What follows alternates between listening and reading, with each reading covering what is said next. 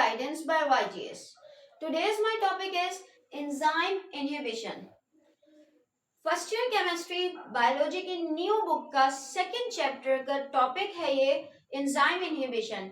इससे पहले भी हम enzyme structure, concentration, basically factor affecting on enzyme activity और इसके अलावा जो है वो मैकेनिज्म ऑफ एंजाइम के लेक्चर अपलोड कर चुके हैं। अगर अभी तक वो आपने नहीं देखे हैं तो आप मेरे चैनल पर जाकर उसे चेकआउट कर सकते हैं। तो चलें, बहरहाल हम बढ़ते हैं एंजाइम इनहिबिशन की तरफ। मैं आपको यहाँ पर ये बताती चलूं कि हमारे पास एंजाइम की एक्टिविटी को इन्हांस करने के लिए या उसकी एक्टिविटी को रिड्यूस या स्टॉप करने के लिए कुछ मॉलिक्यूल्स होते हैं, ठीक है, जो कि उसके पास बेसिकली एंजाइम पर आकर अटैच होते हैं और एंजाइम की एक्टिविटी को या तो इन्हांस कर देते हैं, इंक्रीज कर देते हैं, या हमारे पास जो है वो उसे डिक्रीज कर देते हैं या स्टॉप कर देते हैं। बेसिकली वो मॉलिक्यूल्स हमारे पास कौन से होते हैं? जो मॉलिक्यूल्स हमारे पास एंजाइम एक्टिविटी को इन्हांस करते हैं, these type of molecules are called activators. ठीक है भाई, एक्टिवेटर्स कहलाते हैं। And the molecule which basically reduce or stop the activity of enzyme are called inhibitors. ठीक है, वो हमारे पास जो है वो इनहिबिटर्स कहलाते हैं। अब हमारे पास एक्टिवेटर और इनहिबिटर्स कहाँ पर लगते हैं? देखिए भाई, हमारे पास एक्टिवेटर्स की बात करें तो वो हमारे पास सिर्फ और सिर्फ एलोस्टेरिक साइट पर लगते हैं। अब ये एलोस्टेरिक साइट क्या है? Basically allosteric site is any site in enzyme which are away from the active site, यानी एक्टिव साइट के अलावा हमारे पास जो भी साइट है उससे दूर थोड़ी जो भी जगह होगी वो हमारे पास एलोस्टेरिक साइट कहलाती है। ठीक है, तो एक्टिवेटर हमारे पास एलोस्टेरिक साइट पर आकर अटैच होते हैं, जिसकी वजह से एंजाइम की एक्टिव साइट में कुछ चेंजेस आती हैं जो कि बेसिकली इन फेवर होती है सबस्ट्रेट के, जो सबस्ट्रेट की बाइंडिंग को और आसान बना देती हैं, जिसकी वजह से जो है वो एक्टिवेटर्स कहलाते हैं। और सबस्ट्रेट और एंजाइम का जो कॉम्प्लेक्स है वो हमारे पास जो है वो बहुत तेजी से बनता है और एंजाइम एक्टिविटी को बढ़ा देता है। इसी तरह अगर हमारे पास इनहिबिटर्स की बात करें तो इनहिबिटर्स भी हमारे पास जो है वो डिफरेंट टाइप्स के होते हैं। कुछ होते हैं जो एक्टिव साइट पर ही आकर लग जाते हैं, कुछ होते हैं जो हमारे पास जो है वो एलोस्टेरिक साइट पर आकर लगते हैं। चलिए अब हम पढ़ते हैं कि बेसिकली हमारे पास कितने टाइप्स के इनहिबिटर्स होते हैं या इनहिबिशन कितनी टाइप की होती है। चलिए जी, सबसे पहले हमारे पास आता है कॉम्पिटिटिव इनहिबिशन, यानी कि ये वो इनहिबिटर्स होते हैं जो हमारे पास एंजाइम की एक्टिव साइट पर आकर लग जाते हैं, यानी कि ये molecule similar to the substrate होते हैं, जो भी सबस्ट्रेट है उससे मिलते जुलते, और आकर हमारे पास लग जाते हैं उसकी एक्टिव साइट पर, जिसकी वजह से एंजाइम में जो सबस्ट्रेट है वो उसको लगना था लेकिन लग हमारे पास इनहिबिटर्स जाते हैं, जिसकी वजह से प्रोडक्ट नहीं बन पाती, केमिकल रिएक्शन प्रोसीड नहीं होता। ये हमारे पास जो है वो बेसिकली आप डायग्राम देखें, यह हमारा सबस्ट्रेट है और इसी से मिलता जुलता हमारे पास इनहिबिटर है। एंजाइम बेचारे को पता नहीं कि उसने जो है वो बेसिकली जिसके साथ अटैच होना है वो इनहिबिटर है या सबस्ट्रेट है, वो आकर अटैच होता है।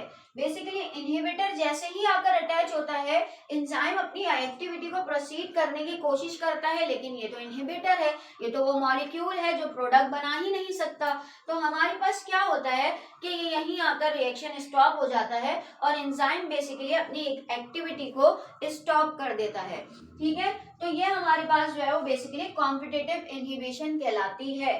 फिर अगर हम बात करें नॉन कॉम्पिटिटिव इनहिबिशन की, तो ये वो मॉलिक्यूल्स होते हैं जो हमारे पास एक्टिव साइट पर तो आकर नहीं लगते, एलोस्टेरिक साइट पर आकर लग जाते हैं, यानी एक्टिव साइट से अदर देन कोई भी हमारे पास साइट हो थोड़ी सी away from the active site, हमारे पास वहां आकर लग जाते हैं। लेकिन ये एंजाइम पर क्या असर करते हैं? Basically they just change the amino acids of active site, ये एक्टिव साइट की शेप को ही चेंज कर देते हैं, जिसकी वजह से ये बाइंडिंग रुक जाती है। अगर आप देखें कि हमारे पास इस सबस्ट्रेट को बाइंड करने के लिए बिल्कुल जो है वो हमारे पास एंजाइम रेडी है, लेकिन यहाँ पर क्या हुआ कि ये एलोस्टेरिक साइट पर आकर अटैच हुआ और इसने बेसिकली इस शेप को चेंज कर दिया, जिसकी वजह से एंजाइम इसमें सबस्ट्रेट एंजाइम से अटैच नहीं हो सकता।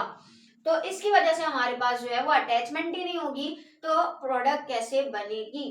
तो बेसिकली ये हमारे पास जो है वो competitive and non competitive inhibition है, कि इसमें हमारे पास जो है ये एक्टिव साइट पर आकर लगता है, ये हमारे पास एलोस्टेरिक साइट पर आके लगता है। इसकी वजह से हमारे पास सबस्ट्रेट एक्टिव साइट पर बाइंड नहीं हो सकता, क्योंकि ये उसकी जगह घेर लेता है, जबकि यहाँ पर जो है वो बेसिकली एंजाइम को ही जो है वो बिल्कुल चेंज कर देता है, उसकी शेप चेंज कर देता है एक्टिव साइट की। चलिए अब हम अपने थर्ड की तरफ बढ़ते हैं, जो कि हमारा है अनकॉम्पिटिटिव। अनकॉम्पिटिटिव हमारे पास क्या है, is basically inhibitors only bind with ES complex. आपको पता है कि हमारे पास क्या होता है, एंजाइम होता है, सबस्ट्रेट के साथ मिलता है और ये बनाता है ईएस कॉम्प्लेक्स। यहाँ पर काम हो रहा होता है और फिर हमारे पास जो है वो क्या चीज बनती है, एंजाइम प्रोडक्ट कॉम्प्लेक्स, और फिर जो है वो एंजाइम अलग हो जाता है और प्रोडक्ट अलग हो जाती है। ये पूरा जो है डिटेल में मैंने जो है वो किस लेक्चर में बताया हुआ है, मैकेनिज्म ऑफ एंजाइम। ठीक है, अगर वो आपने अभी तक नहीं देखी है आप मेरे चैनल पर जाकर उसे देख सकते हैं। बहरहाल इस तरीके से हमारे पास जो है वो एंजाइम का मैकेनिज्म चल रहा होता है। यहाँ आकर हमारे पास जो है वो इस स्टेज पर हमारे पास इनहिबिटर्स आकर बाइंड हो जाता है, जिसकी वजह से कॉम्प्लेक्स तो बन गया लेकिन रिएक्शन नहीं हुआ। रिएक्शन ना होने की वजह से हमारे पास प्रोडक्ट फॉर्म नहीं हुई, और प्रोडक्ट फॉर्म नहीं हुई तो अल्टीमेटली हमारे पास एंजाइम की एक्टिविटी जो है वो रिड्यूस हो गई, यानी स्टॉप हो गई या तो फिर।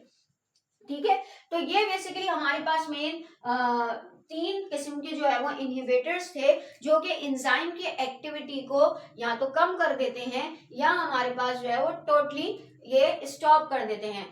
आई होप कि ये लेक्चर आपको समझ में आया होगा। अगर तो ये लेक्चर आपको समझ में आया तो इसे अपने क्लासमेट के साथ जरूर शेयर कीजिएगा, पढ़ाई पर फोकस करते रहिएगा और अपना ख्याल रखिएगा। Thank you.